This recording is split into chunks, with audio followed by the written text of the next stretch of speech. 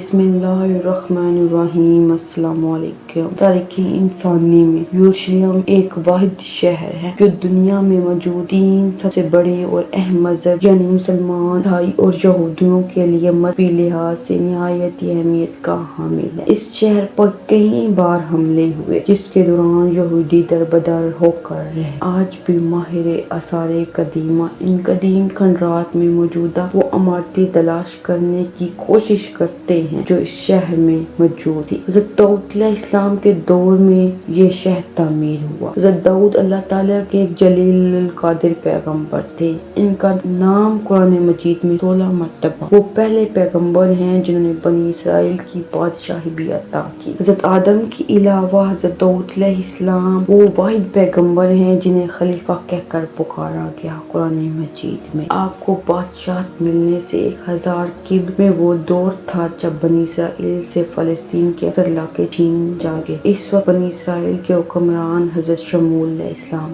تھے جو بہت بوڑھے ہو چکے تھے، لہٰذا بنی اسرائیل نے دشمنوں کے مقابلے میں کسی بادشاہ کے لیے اللہ پاک سے دعا مانگی۔ اللہ پاک کے حکم کے مطابق حضرت شموئیل علیہ السلام نے 30 سالہ طالوت کو ان پر بادشاہ مقرر کرنا چاہا، مگر بنی اسرائیل نے انہیں بادشاہ تسلیم کرنے سے انکار کر دیا اور شرط رکھی جب تک صندوق سکینہ ان کے حوالے نہ کر دیا جائے وہ طالوت کی بادشاہی کی اطاعت نہیں کریں گے۔ دوستو، تابوت سکینہ آخر کیا ہے اور بنی اسرائیل کو اس سے اتنی محبت کیوں ہے؟ اس بات کو سمجھنے کے لیے ہمیں تاریخ میں بہت پیچھے جانا پڑے گا۔ دراصل لکڑی کا یہ بنا ہوا ایک صندوق ہے جو حضرت آدم علیہ السلام پر نازل ہوا تھا۔ پوری زندگی ان کے پاس رہا، پھر بطور وراثت آپ کی اولاد کو ملتا رہا، یہاں تک یہ حضرت یعقوب علیہ السلام کو ملا جنہیں بنی اسرائیل بھی کہا جاتا ہے، اور آپ کی اولاد بنی اسرائیل کہلاتی ہے۔ یوں آپ کے بعد یہ آپ کی اولاد بنی اسرائیل تک پہنچا اور حضرت موسیٰ علیہ السلام اللہ کے جلیل القدر پیغمبر تھے اور وہ بھی بنی اسرائیل سے تھے۔ یوں یہ صندوق حضرت موسیٰ علیہ السلام تک بطور وراثت پہنچا۔ قصص الانبیاء کے مطابق اس تابوت میں تورات کا اصل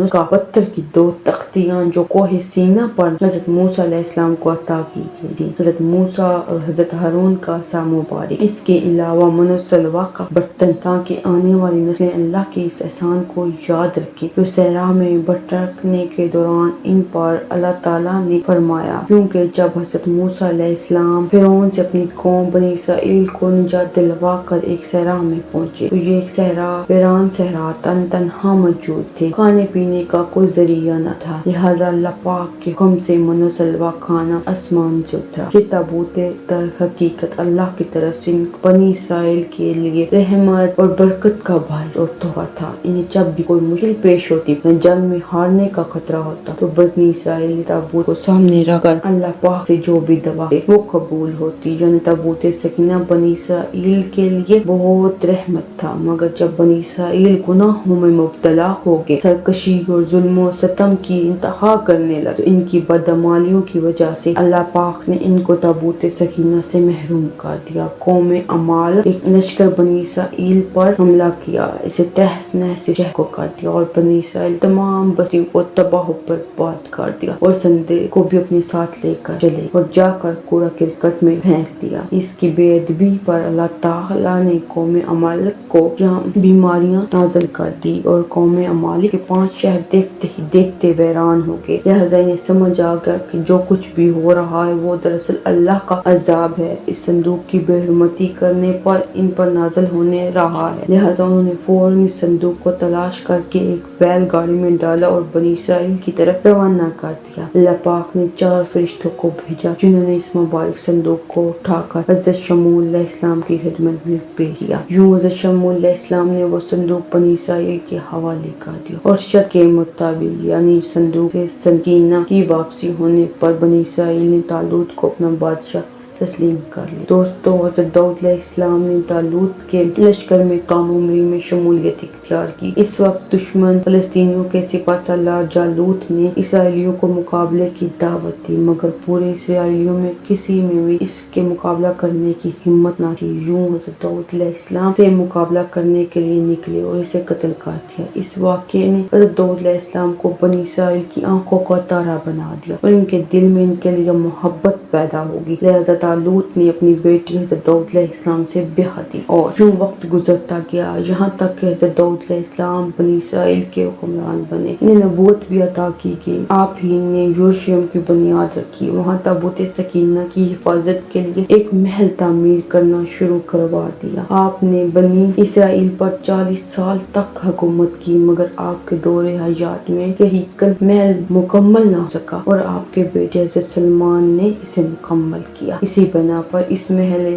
کو محل سلیمانی یا ہیکل سلیمانی کہا جاتا ہے۔ حضرت سلیمان نے اس کو اللہ تعالیٰ کے حکم کے مطابق جنات کے تابع ہونے، جانوروں کی بولیاں سمجھنے کے معجزات کے علاوہ انہیں ایسی سلطنت عطا کی جو اس سے پہلے کبھی نہ کسی کو ملی اور نہ کبھی ملے گی۔ اس لیے انہوں نے خود اللہ پاک سے دعا کی تھی۔ دوستو، ہیکل سلیمانی کی تعمیر میں 7 سال کا عرصہ لگا۔ یوں یہ 410 سال تک قائم رہا، یہاں تک کہ حضرت سلیمان علیہ السلام کے بعد بنی اسرائیل کے آپسی جھگڑے شروع ہو گئے، جس کے نتیجے میں 2 ریاستیں شمالی فلسطین میں سلطنت اسرائیل اور جنوبی فلسطین میں سلطنت یہود قائم ہو۔ یہ شدید دشمنی اور خون ریزی کے ایک طویل عرصے تک جاری رہی، یہاں تک کہ 7ویں صدی قبل مسیح میں فاتحین نے سلطنت اسرائیلی کا خاتمہ کر دیا، اور یوں بنی اسرائیل ٹوٹ کر سلطنت یہود تک محدود ہو کے رہ گئے۔ لہذا بابل کے شہر بادشاہ بخت نصر نے سلطنت یہود کو بھی تباہ کر دیا۔ اس کے دوران اس نے ہیکل سلیمانی کو بھی مکمل طور پر تباہ برباد کر دیا، اور تابوت سکینہ ایسے غائب ہوا کہ آج تک نہ مل سکا، جب یہودی بھی اس کے حملے کے دوران دربدر ہو کے رہ گئے۔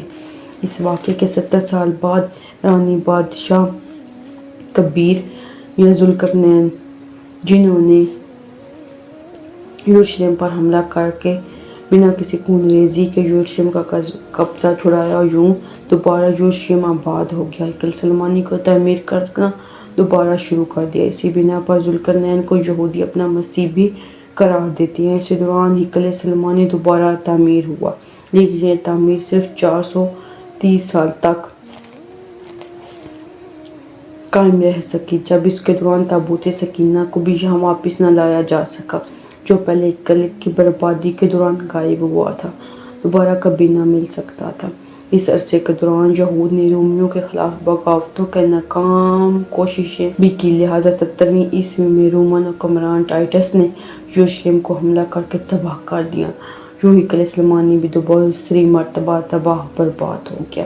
اس حملے کے دوران تقریباً 2.5 لاکھ یہودی مارے گئے، جب ہزاروں کو غلام بنا کر جنگلی جانوروں کے آگے ڈال دیا گیا۔ اس خون خرابے کے بعد قوم یہود زندہ نہ بچے، یہ بتانے کے لیے زندہ نہ بچے کہ یہ صدوق سکینہ کیا ہے۔ مگر دوستو، یہ صدوق سکینہ اس وقت کہاں موجود ہے؟ اس موضوع پر مختلف دنیا کے حصوں میں مختلف باتیں ہیں۔ مثال کے طور پر کچھ یہود کا اس کے بارے میں یہ دعویٰ ہے کہ وہ ڈرون کے علاقے میں کہیں موجود ہے، جبکہ کچھ لوگوں کا یہ کہنا ہے کہ وہ لتھونیا کے گرجا گھر میں موجود ہے، جبکہ کچھ لوگوں کا یہ ماننا ہے کہ یہ ملکہ برطانیہ کے تخت کے نیچے موجود ہے، جہاں ملکہ برطانیہ تخت پوش کی جاتی ہے۔ غرض یہ دنیا بھر سے اس کے متعلق مختلف دعوے سامنے آتے رہتے ہیں۔ ماہرین آثار قدیمہ اور یہودی سے ڈھونڈنے کے لیے سر توڑ کوشش کر رہے ہیں، مگر در حقیقت یہ اس وقت کہاں موجود ہے، یہ اللہ کے سوا کوئی نہیں جانتا۔ یقیناً اللہ پاک نے خود اسے نہ ظاہر کرنا چاہے، کوئی بھی نہیں اسے ظاہر کر سکتا جب تک اللہ پاک نہ